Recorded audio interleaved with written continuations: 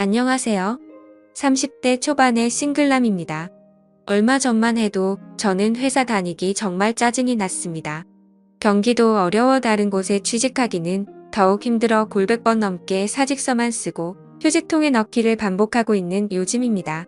저혈압이었던 제가 일이 고혈압이 된 원인은 회사 상사 때문입니다.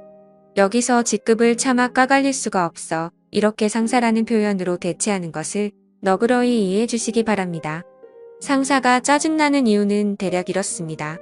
고깃집에 가면 아랫사람에게 고기는 시켜주지 않고 후식으로 나오는 냉면만 시킵니다. 물냉면이든 비빔냉면이든 그건 개인의 자유입니다. 가격만 6,000원을 넘기지 않으면 됩니다. 상사에겐 그게 가장 중요합니다. 심지어 회식 자리에 흔하다는 술도 없습니다. 그러니 회식 막바지엔 냉면 그릇을 들고 모두가 건배를 외칩니다. 이를 보는 식당 직원들은 제 회사 사람들만 한심스럽다는 눈으로 쳐다봅니다. 그래서 저는 회식할 때마다 그런 회식 자리와 상사가 쪽팔립니다.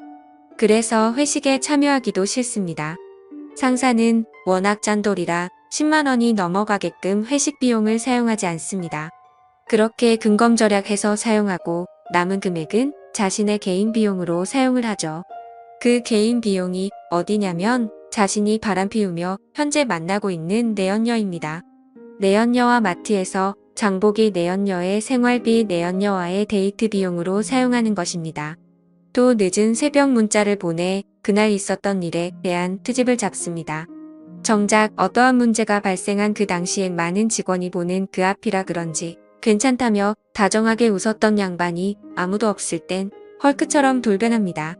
그러던 어느 날 상사에게서 전화가 걸려왔습니다. 그나마 제가 회사에 근무하는 직원 중 가장 고분고분하고 대답도 잘한다며 저를 자신의 집에 초대한 것입니다. 토요일날 저녁이나 함께 하자면서요. 저는 그 자리에 나가기 싫었으나 상사가 오라는데 어떻게 합니까? 애써 웃는 얼굴로 알겠다며 튀어갔죠. 제 동료들은 이런 저를 보며 박쥐 같은 놈이라 험담했으나 어쩔 수 없었습니다. 식구들은 저만 바라보고 있고 경기는 어려워 다른 곳에 취직할 수가 없으니 더러워도 참고 견뎌야죠. 저도 다른 곳에 취직했다면 상사 얼굴에 물을 끼얹으며 야 그렇게 살지 마라 라고 욕을 바가지로 퍼부었을 겁니다. 그러나 현실은 그게 아니니 노예처럼 고분고분해야지 어쩌겠습니까? 그게 직장인의 현실입니다. 상사가 살고 있다는 집에 가니 정말 화려하고 좋더군요. 상사의 사모님께서도 저를 밝게 웃는 얼굴로 환영해 주셨습니다. 오늘 처음 보는데 그 미모가 장난이 아니더군요. 감탄사가 절로 나왔습니다. 상사와 상사의 사모님은 잡채와 불고기 갖가지 반찬이 잔뜩 깔린 넓은 대리석 식탁으로 저를 안내하며 맘껏 먹으라고 했습니다. 저는 상사에게 물었지요. 오늘이 무슨 날이냐고 말입니다. 그러자 상사가 대답하려는 것을 상사 사모님이 중간에 가로막으며 이렇게 말하는 겁니다. 자기 남편이 회사에서 가장 신뢰하는 사람을 이번 주말 집으로 초대해 함께 식사라도 하자고 했던 겁니다. 오늘이 상사님 생일이었거든요. 저는 이렇게 내조를 잘해주는 사모님이 있어 상사가 내심 부러웠습니다. 그런데 상사와 상사 사모님이 둘러앉아 식사하는데 상사님의 스마트폰이 자꾸 울리는 겁니다. 상사는 식은 땀만 흘리고 있었죠. 순간 저는 직감했습니다. 상사가 만나고 있는 내연녀의 전화구나 라고요. 상사는 한두 번 울리고 말 것이라던 자신의 스마트폰이 계속 울리자 연락을 받지 않았습니다. 받기가 난처했겠지요. 그런데 사모님이 이를 수상하게 여겨 전화를 걸어보라고 하자 상사는 매우 난감해하더군요. 저는 그 틈을 이용해 잽싸게 사모님께 말했습니다. 지금 전화하신 분은 본부장님이시고 아마도 며칠 전 있었던 타 업체와의 계약 문제로 부장님을 찾는 것이라고 말했습니다. 미워도 제 상사이니 편을 들어줘야지 어쩌겠습니까? 사모님은 제 말을 신뢰하며 자신의 남편을 회사로 보냈습니다. 상사가 이곳을 급히 나서며 사모님 모르게 제게 윙크하네요. 처음으로 상사에게 칭찬이란 걸 받았습니다. 사모님껜 죄스러웠지만요. 그렇게 상사가 떠나고 상사의 집엔 상사의 사모님과 저 이렇게 둘만 남아 있었습니다. 그렇게 우리는 여러 이야기를 나누며 식사를 마쳤고 저는 남의 집에 오래 머문다면 실례라고 생각했기에 그만 일어서려고 했습니다. 그러자 사모님이 제게 할 말이 있다면서 저를 다짜고짜 거실 소파에 앉히는 겁니다. 잠시 후 사모님이 다과상을 차려왔고 저는 사모님과 진지한 이야기를 나누었습니다. 사모님은 자신의 남편이 바람을 피우고 있다는 것을 이미 알고 계셨습니다. 둔한 상사만 이를 몰랐던 것이었죠. 사모님께서는 남편이 가장 신뢰가 많은 회사 아랫사람 중 한 명을 이곳으로 부른 이유는 남편의 바람 유무를 직접 물어보고 남편의 내연녀에게 전화가 오는 것을 알면서도 간을 본 이유도 이 때문이고요.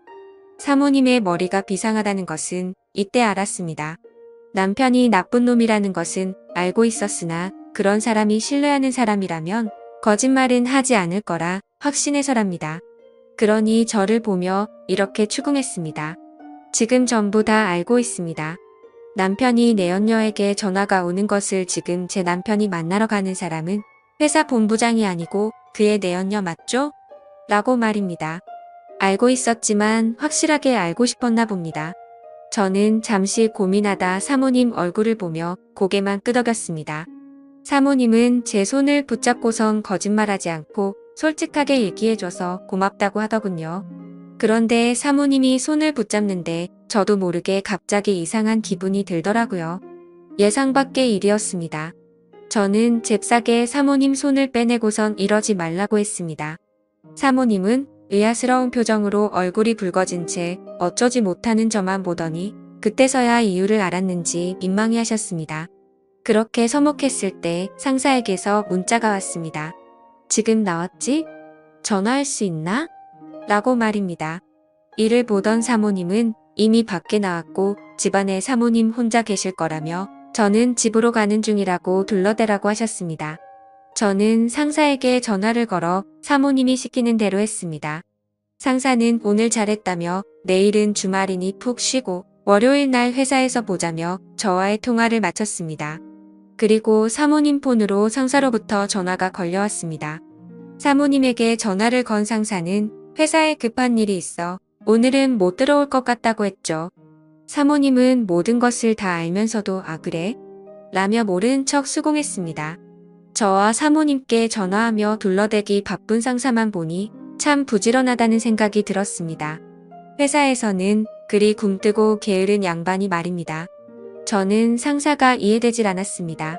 어떻게 이런 미모의 조강지처를 버리고 그저 그렇게 생긴 어린 여자랑 놀아날 수 있는지 말입니다. 저는 그래서 사모님만 빤히 쳐다봤습니다.